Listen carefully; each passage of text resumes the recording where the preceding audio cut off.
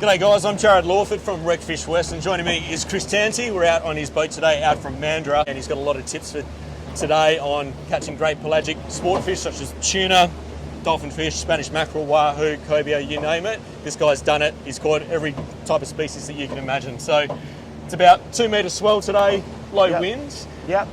What sort of tips would you give to someone that's going for pelagic sport fish? Like what kind of gear would they use? Basically, I've just got a couple of outfits that are really affordable outfits. You can get from any local good tackle store.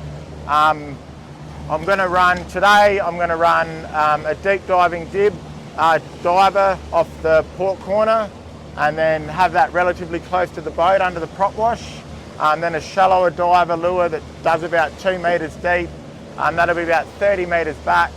And then I'm going to run a shotgun lure, these are from Richter Lures. They're straight out the packet, ready to go. You just clip them on, put them. This colour does amazing on the shotgun. I caught a Metro Blue Marlin off here a couple of months ago on this exact colour lure. There you go. I'll run that out the back and the middle. Just kind of, a lot of people put them too far, but I kind of like to put them just at the back of the prop wash. But I think for today we'll keep it really simple because that's what it's about, showing you that it's easy to do. And you don't need all the best gear in the world. Like, you don't need all the flash overhead reels. You can do it with your Dewey gear on the way in. And I've actually set them up ready for Dewey. So they've got a top shot of leader, 80-pound fluorocarbon leader, and you just clip your lure on and away you go. You just want it enough so that it doesn't pull line off the reel, because tuna have a soft mouth. So if you've got your drag really tight and you get a strike from a big tuna, or any pelagic really, probably just going to rip the hook through its mouth. And it's a bit more fun as well when you've got the drag light. You get that real screaming. And if you see here, if you look at the tip of the rod, see how it's flickering?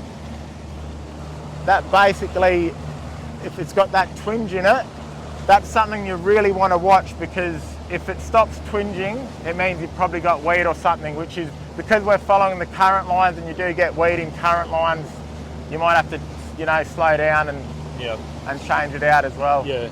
And you mentioned that people generally, when they see weed on the surface, they don't really want to be trolling or going through that, but that's a really good indicator that you're actually in the current lines. It is, yeah. Like, it basically, the currents, it's a converging current, so it's where all the debris is going to be. Drive through it, you'll see it'll always have a cold side and a warm side. It might be as simple as 0.1 of a degree. So we're fishing on the warm side, just because kind of tuna like a bit warmer water. Some species are different, they like the cold side, but yeah. So you've got some really good tips for providing a few more bubbles out the back of the boat, which tends to bring in more fish. What can you tell us about that? Yeah, like basically play around with the trim on your motor. If you've got trim tabs, play around with them, because they push out more bubbles, and it is what, again, you're creating a moving bait ball. So the more bubbles, the more things you can create. It means the less teasers you can have in the water, and the more lures with hooks in them. The fish aren't really on the chew yet, but what we want to see is when the bait balls like that are penciling, it means they're balling up on the surface, and generally that means they're getting, because that's what they do, they ball them up, circle them, ball them up, and then they pick them off like the weak links. Get to differentiate. If you're looking closer here, you can see there's some bigger fish. I'll just zoom in there. So you can see kind of that bait penciling, and there's some bigger fish under there. A lot of you out there are wondering, what sort of trolling knots would you want to be rolling at if you're going for pelagic species? So do you mix it up a little bit with your trolling speeds? I do, mate. It's a really good question. Like, say if you had to pick one speed to trawl for any species, I'd say about 7 knots is a really good speed. But it comes down to, like, if you're using skirted lures, you want to make sure they're all popping and they're not looking lazy, so you might have to bump the speed up a little bit. When you're in the estuaries and that, about 3 knots, 3 to 4 knots max for your tailor and your bread and butter fish. Out here today, 5 to 7. But something to keep in mind is a lot of people go a bit too fast, and that's great, you might get a strike, but your lure won't be that stable in the water. So the hook-up rate, they'll miss the hook, or they won't get a clean strike on the lure. So consider dropping it down a little bit.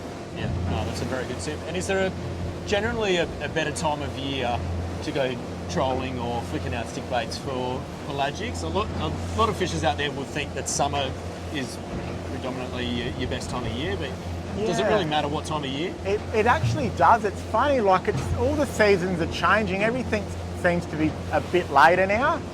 But as far as like pelagics off the talking purely metro waters, I would say kind of late November, you start getting a lot of your tuna and that. And tuna, the little bluefin are here all year round, really constantly migrating and heading south.